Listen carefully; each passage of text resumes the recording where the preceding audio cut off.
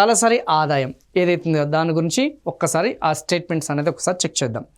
2023 2024 సంవత్సరంలో ప్రస్తుత ధరలు ఆల్రెడీ మనము ప్రీవియస్ సెషన్లో మనం చెప్పుకున్నాం.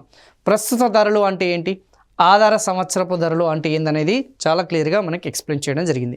సో ప్రస్తుత ధరలు అంటే ఏంది, 2023 2024 సంవత్సరంలో ధరలు అనేది పరిగణిస్తే రాష్ట్ర తలసరి ఆదాయం 3,47,299.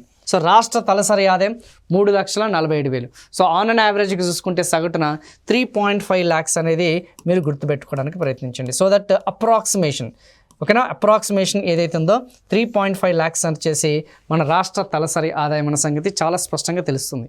మరి దేశ తలసరి ఆదాయం అనేది ఎంత, ఓకేనమ్మా? So average per capita income of India అనేది ఎంత, 1.83 lakhs, 1.83 లక్షలు. అంటే దేశ సగటుతోను పోలిస్తే మరి తలసరి ఆదాయం అనేది ఏదైతుందో, పర్ క్యాపిటా ఇన్కమ్ అనేది ఏదైతుందో ఇది ఏమని ఇండికేట్ చేస్తుంది? దీనివల్ల మనం ఏం తెలుసుకోవచ్చు అంటే ప్రజల యొక్క జీవన ప్రమాణాలు, మన quality of life which we lead, ఓకేనా, మన యొక్క ప్రజల యొక్క స్థితిగతులు అనేది ఆ రాష్ట్రంలో ఆ యొక్క జీవన విధానం అనేది ఎంత నాణ్యంగా మనం జీవిస్తున్నాము, ఎంత క్వాలిటీ ఆఫ్ లైఫ్ అనేది మనం జీవిస్తున్నాం అనేది తలసరి ఆదాయాన్ని బట్టే మనకి తెలుస్తుంది.